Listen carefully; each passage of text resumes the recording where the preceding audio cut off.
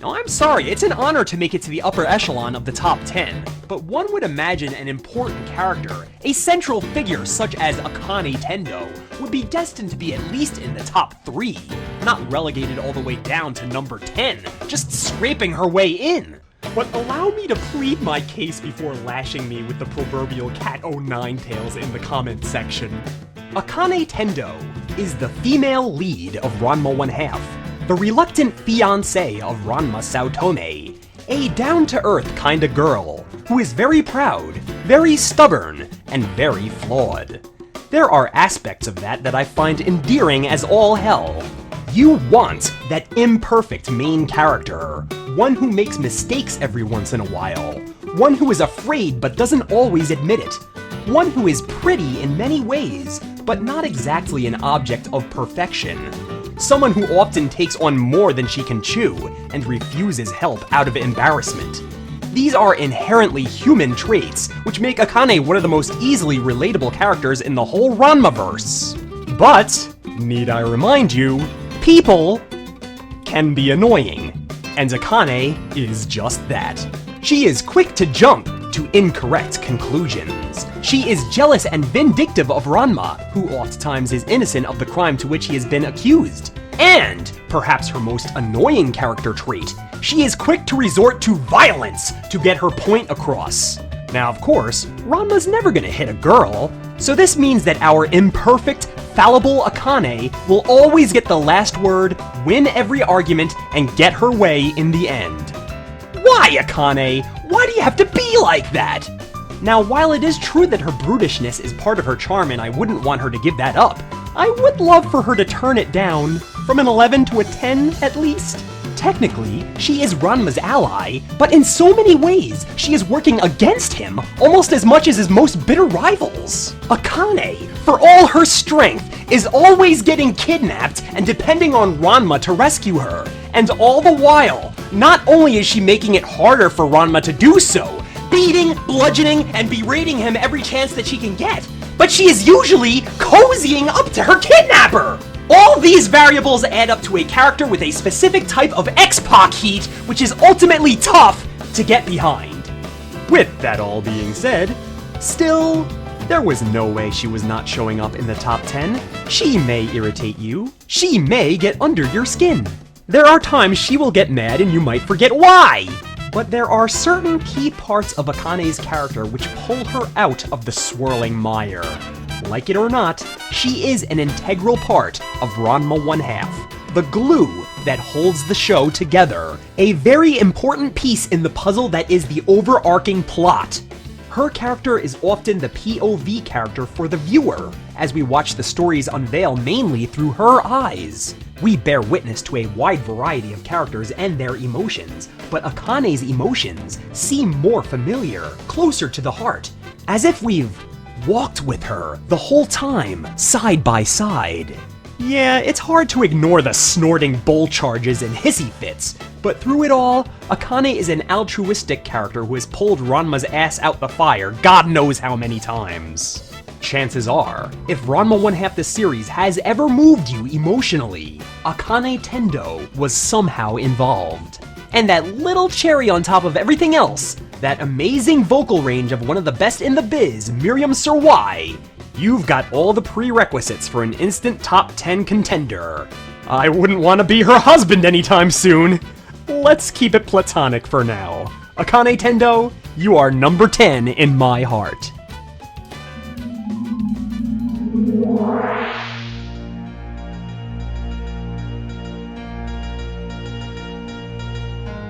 Ah. Listen. There's the music. You know what that means. I'm about to talk about her again. That's right, it is the one and only master of the Happo 5 Yen Satsu, Hinako Ninomiya. In the anime, she can be described as a bit player, having appeared in but one solitary episode. Her placement on the top 20 is a true testament to the power of her character. Miss Hinako is, without question, the most creative figure in the Ranmaverse. From her two forms, one of a jubilant, rebellious child, the other an indignant, drool-worthy vixen, to her amazing powers and one-of-a-kind special moves, to her detailed backstory and relation to the main cast, Miss Hinako is an incredible character who commands the screen whenever she pops up, to the hordes of pulsating, throbbing teenagers leering in her direction, soon to be piles of lifeless teenagers littering the floor before they are loving every second of their abuse. And so are we. Here is one last look at Miss Hinako Ninomiya.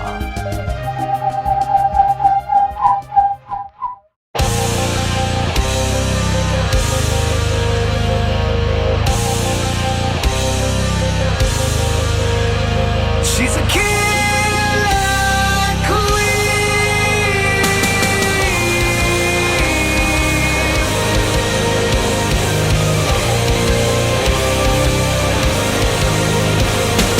She'll break your heart, tear it apart, just to watch you scream. She loves for the fight, your blood is the night, the killing will be in your dreams. She's a killer queen.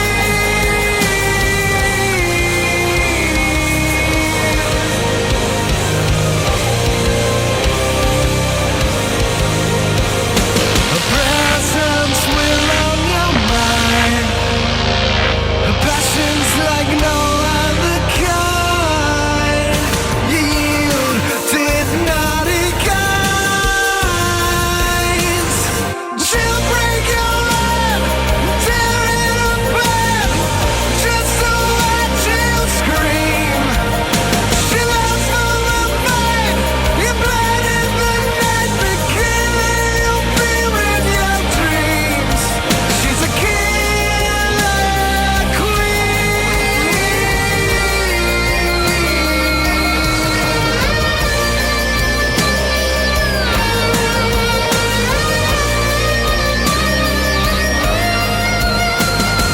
Come and see me when you're feeling better.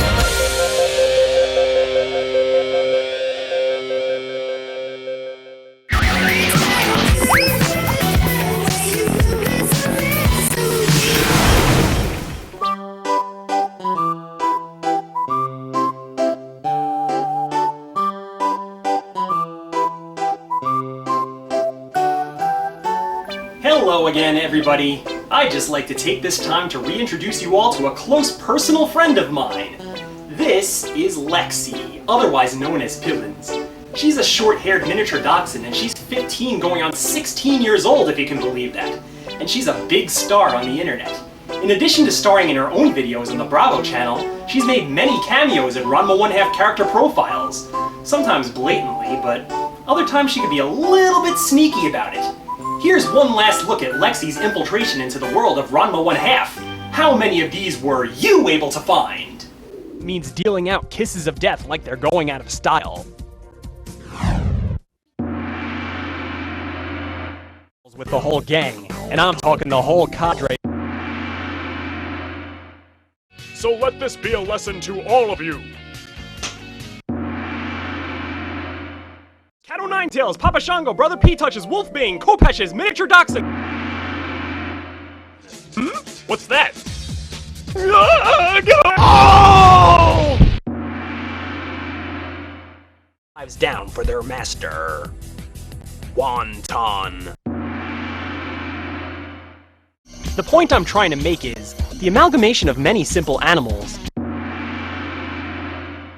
I'm here to see this bizarre project to the end, and when I come back, I promise it will be in a big way. So until then, TTFN guys, it's been real.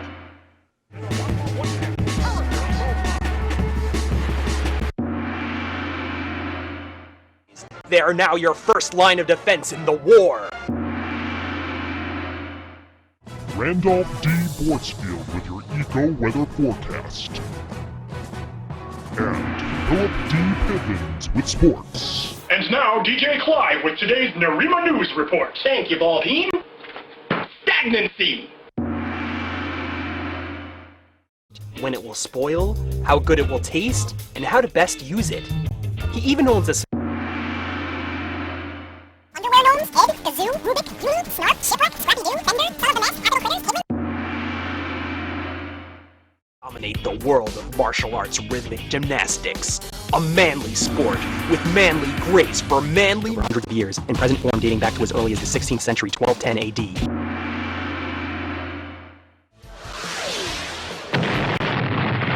According to our tale of the tape,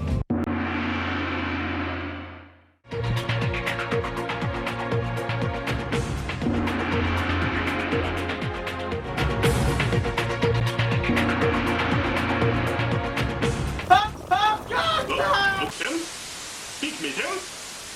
Tim, are you there? Hello? You stupid mother...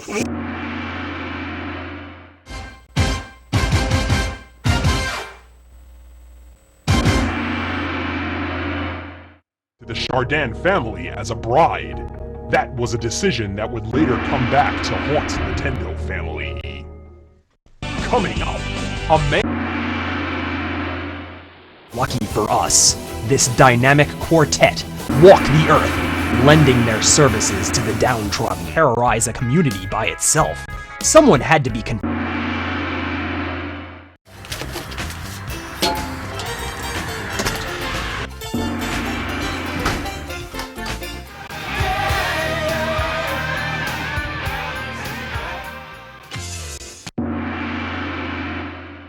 the worst life ever!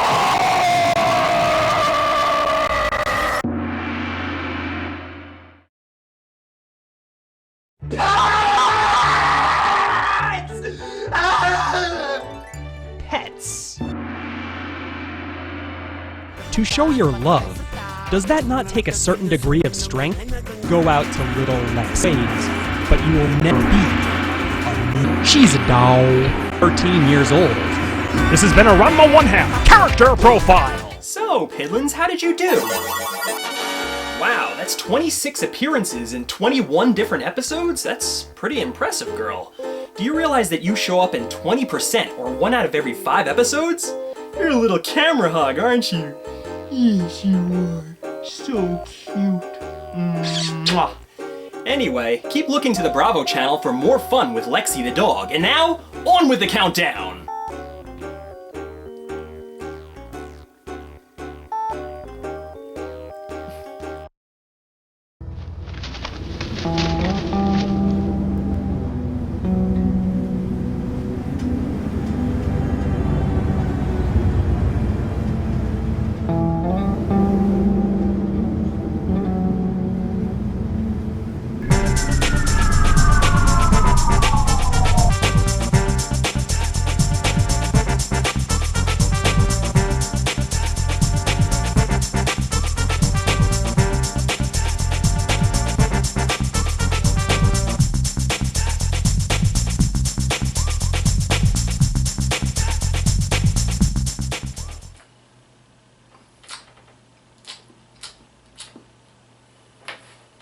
I'm thirsty.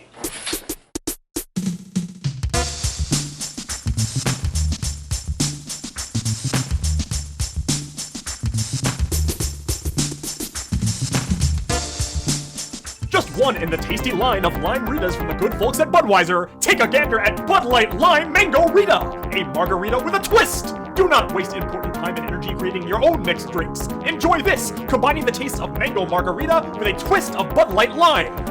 You know, just by looking at this, I could point out a few things that just do not make sense and do not look very appetizing at all. For one, why would anybody want to drink a margarita made by Bud Light? And two, why would anybody want to drink a margarita out of a can? Maybe it's a mango Rita. It's mango Rita. It's different from a margarita. Maybe it'll be different. Maybe it'll be something appetizing, you know? This is alcoholic, by the way, so children out there, do not, you know, try this, even though it does smell very candy-like. But I do taste that nasty, that tin smell. Like, canned beer is not my thing, but I can drink a canned beer, you know, and, you know, a part of me does like it. I feel like kind of like I'm slumming it, or like I'm drinking like a Viking or something like that, but this, it's just the idea of drinking a margarita out of a can, kind of weird. But, hey, let's give it a whirl. Whoa! Alright. This is going to be a tough taste to explain. Let me see if I can just take another hit of this. Whoa. Alright.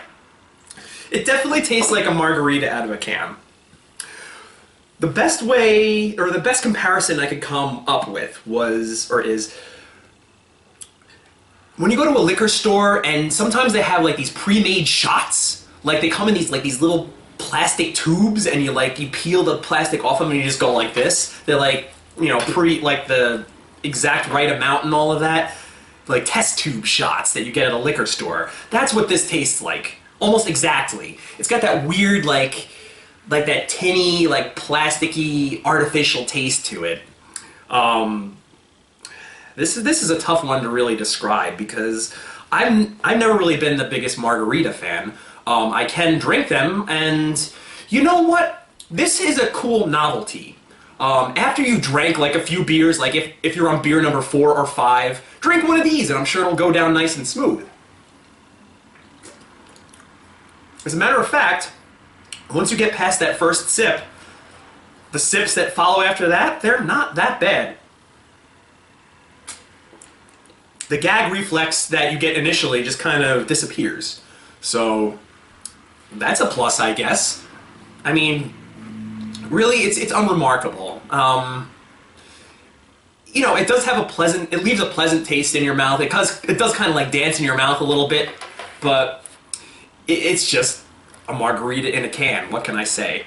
So if I were to give a grade to this sucker, I would probably have to give it 2 stars. 2 stars sounds good for this strange experiment.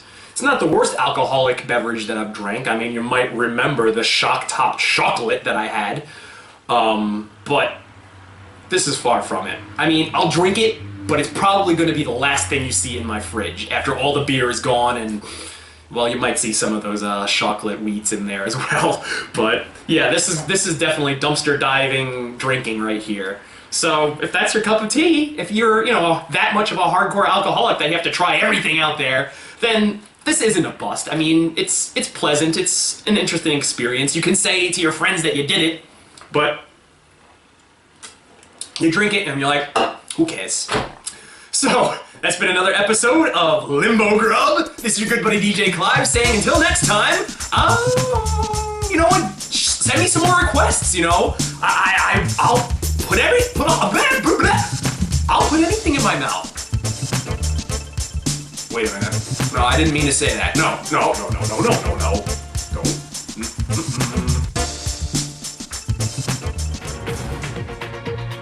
This is Ballpeen Jacaminas, lead anchor of Channel Zero News, host of the Morning Gaggle, popular actor within Ranma 1/2 character profiles. Enough about me. You're watching the DJClyve Show.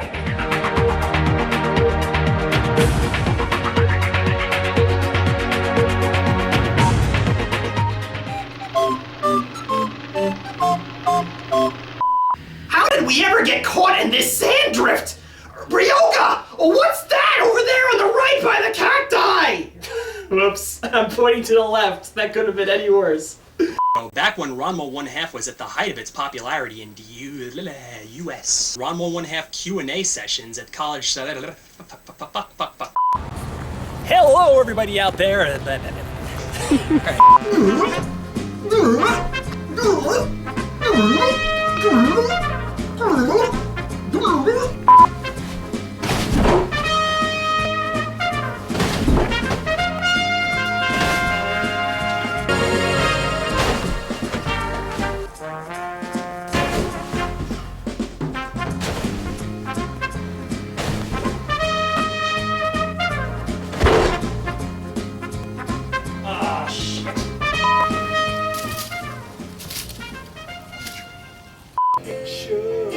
Right, left. Oh yeah. Yeah, here goes. We start out with Ranma Tome's special moves. Freaking piddlings. Every year, the head of this do a bunch of these and I tried my hand at some voice acting. I knew that was dead all the way. What makes me think I'm going to be able to get that and that and then that? Now, here we have Ranma Tome, a male underage Yusenkyo curse. Now, I'd be willing to forgive this episode if it had a real good payoff.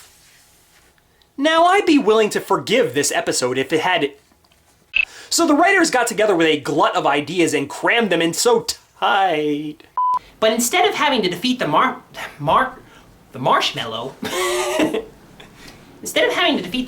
martial arts tea. Wow, it sounds like this Ranma guy's had a pretty tough life. But I'd still try. Fuck. Ryoko, what's that? I'm sorry, dude. Oh my god, look at the wires. Oh my god. All those have to plug into something. Oh my god, look at the wires. Oh my god, all those have to plug into something. I don't understand where I'm gonna put all those wires. How am I gonna untangle all those wires?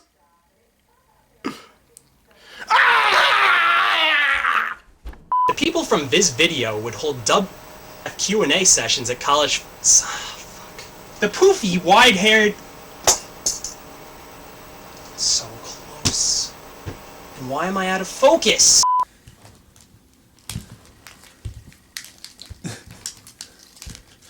Get him off of me! Get him off of me!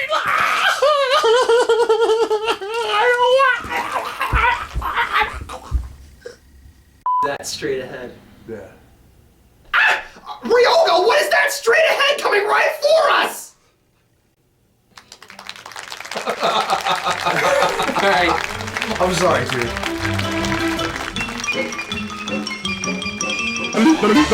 Like his Ranma!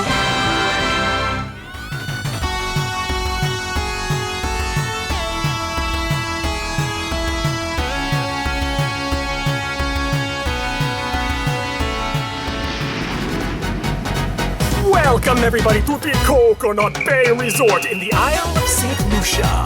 I'm your host DJClyve and this is another thrilling edition of...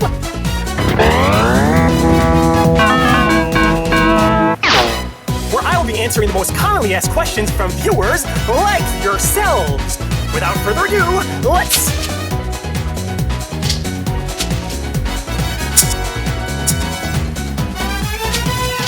rumba!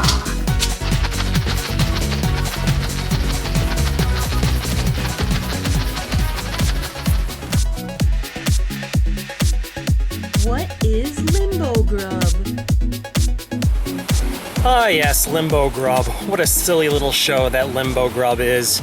Well, basically how it all came about was pretty simple. I went to Trader Joe's food market with my wife and my mother-in-law, and we were looking around, and all that food just looks nasty, disgusting, healthy food and I don't get along. And I passed by this aisle, and there was this big display of this stuff called Trader Joe's Green Food Blend. You people who watch the Limbo Grub show probably know what I'm talking about. It's this nasty, like, celery / parsley / broccoli. There's a whole bunch of vegetables together in a juice. It wasn't even green. It was like an off brown black color. Looks kind of like what you empty out of your rug doctor after you've cleaned your rugs with it. It was just so nasty, and I was just saying to myself, you know what? I gotta try that, you know? And there was just something weird, something like a tractor beam was drawing me to this damn juice. And as I bought it, I just said to my wife, I'm like, you know what? I'm gonna record this for posterity because I'm sure this is gonna be like really hysterical when I drink this. And then sure enough, I made like a little skit out of it. I came up with the idea of Limbo Grub. And of course, as you all know, it didn't stop there. It just kept going and going and going. You know, a lot of the ideas from Limbo Grub don't come from my head. You might see that a lot of people request some of the stuff that I drink and eat, and it's a little hard to get a hold of that stuff because I don't monetize my videos and I don't get like a steady cash flow, and a lot of this stuff is very expensive. A lot of the ideas come from my wife and my mother-in-law and my friends. You know, sometimes they'll see something at a supermarket, they'll bring it home and say, here, I brought you something for the show, why don't you try this? And of course I give them the credit in the episode, and it's just, I don't know, such a strange thing to be purposely buying disgusting things for somebody. But yeah, that's about the way it goes. As it is, Limbo Grub is one of the few projects that doesn't give me any problems. I barely go into it with a game plan at all. It's mostly ad-libbed. Sometimes I go in with a few bullet points and stuff like that, but nothing ever like ironclad. I always just roll by the seat of my pants. So it's very easy to make, even easier to edit. I mean, start to finish, I could fricassee an episode of Limbo Grub up in about 15 minutes. So, as you probably have noticed, my channel has been flooded with Limbo Grubs lately, and but you know what? I think it's all for the better, because since I'm a little stuck in the water right now with my other projects, it keeps my channel active and keeps, you know, eyes on my channel, and you know, so people don't forget about me. So yeah, that's about it. That's the whole story of Limbo Grub and how it came to be, and on to the next question. What happened to the DJClyve Show? Yeah, it has been a while, hasn't it? Since my last episode of the DJClyve Show. It's probably been, as of the time I'm filming this, it's probably been over a year, and who knows how long it's going to be from now when I pump out the next one. It's not just the DJClyve Show, it's everything I've noticed. Cartoon Limbo, I used to pump those things out, you know, like crazy. Now, I mean, I did my Christmas episode. It was 4 months before I put out another episode, so why the heck is the Bravo channel not as active as it used to be?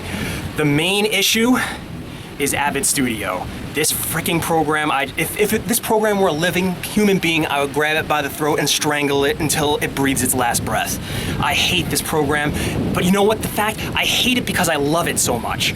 Avid Studio, when it's working, you don't want to use anything else. The program is just so user-friendly. It can do so much, all sorts of different fades and special effects and lighting effects, and just, I mean, you've seen some of the stuff I've done. The previews to Ranma month, among other things. I mean, that's crazy stuff that I was able to do using Avid Studio and only Avid Studio. But for whatever reason, I don't know if it's because my computer is running updates, and maybe because of these updates now Avid doesn't want to run on my computer anymore, or maybe Avid Studio is like, you know, some James Bond self-destruct device where it only works for a certain amount of time and then you have to go out and buy the next, you know, upgraded version.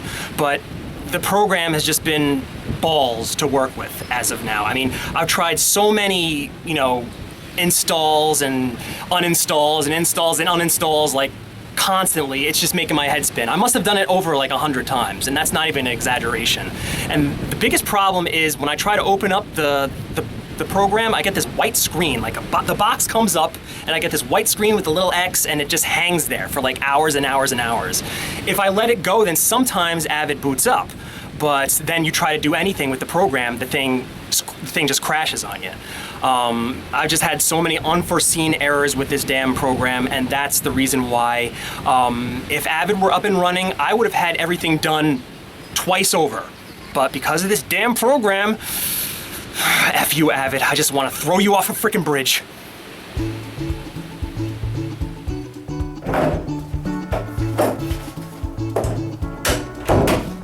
I've been to Hawaii. I've been to Punta Cana. I've been to Puerto Plata. I've been all over the world.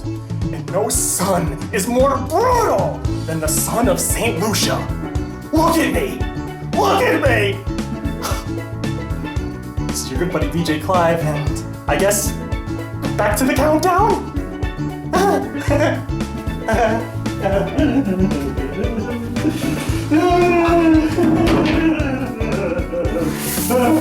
Oh.